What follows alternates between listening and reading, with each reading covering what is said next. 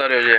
ચૂંટણી બહિષ્કાર કરવાનું કારણ એક જ છે કે અમારા જે બાજીપુરાની યુવતીને જે અધર્મીએ ત્યાં છેડતી કરી હતી એના બાબતે ત્યાં પોલીસ સ્ટેશને આપણા જે બધા સમાજના ત્યાં બધા હાજર રહ્યા હતા એટલા માટે કે ભાઈ ત્યાં સુરતમાં અલથાણમાં કે એટલા માટે કે ભાઈ આપણે ત્યાં આ છોકરીના પરિવારને અને વિધર્મીને ફટાફટ એનું જે એને કૃત્ય કર્યું હોય એને સજા થાય એટલા માટે ભેગા ત્યાં એકઠા થયેલા.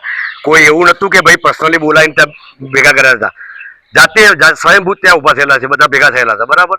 એટલા માટે અને બીજું કે ત્યાં એનો ફટાફટ એને છે ને ત્યાં એને જે સપોર્ટ મળે પરિવારને દીકરીને બરાબર એને મળે એના માટે ભેગા થતા. અને પછી જે થોડુંક જે અન્ય અમારો મેન મુદ્દો એવો છે કે અહીંયા જે હાલ એમને ત્યાં એમને જે લાઠીચાર્જ કરે છે ને એ જ મેન મુદ્દો અમારો છે કે એ જે વ્યક્તિ કંઈક કહેતા હતા બોલતા હતા કે ભાઈ તમે બેન દીકરીઓ બહાર નીકળી જાઓ બરાબર છે અને પછી નગર પછી કે તમને જોવા જેવી થશે તો પછી અમારા અહીંયા તો અમારી બેન દીકરી ત્યાં સેફ કેવી રીતના?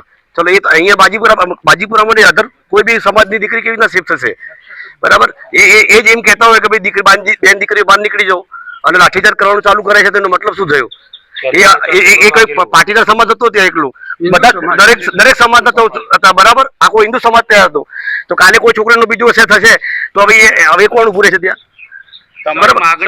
અમારી માગણી એક જ બસ, જેને આ જે કહ્યું છે લાઠીચાર્જ કર્યો એને ઓન ધ સસ્પેન્ડ કરો કાયમ માટે, ડિસમિસ કરી નાખો, સસ્પેન્ડ બી નહીં ડિસમિસ કરો બરાબર. એટલો જ અમારો બીજો કોઈ બહિષ્કાર નથી. આપણા ગામના કેટલા નામ છે તમારું? પટેલ સંદીપકુમાર દશરથભાઈ. હજી શું કહેશો, ચૂંટણી બહિષ્કાર કરવામાં આવે છે તેને? ચૂંટણી બહિષ્કાર કરવાનું કારણ છે અમારા ગામની દીકરી તેને સુરતમાં જે છેડતી કરવામાં આવે વિધર્મી દ્વારા એના થ્રુ એને સજા થાય એના માટે જે પોલીસ સ્ટેશનમાં ફરિયાદ કરવા ગયા ને એમાં ફરિયાદ કરવા માટે ગયેલા બધા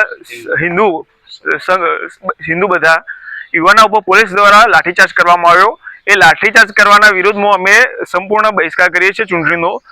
એ અમે ગામવાળા બધા ભેગા સમસ્ત ગામ ભેગું થઈને આ ચૂંટણીનો બહિષ્કાર કરીએ છીએ.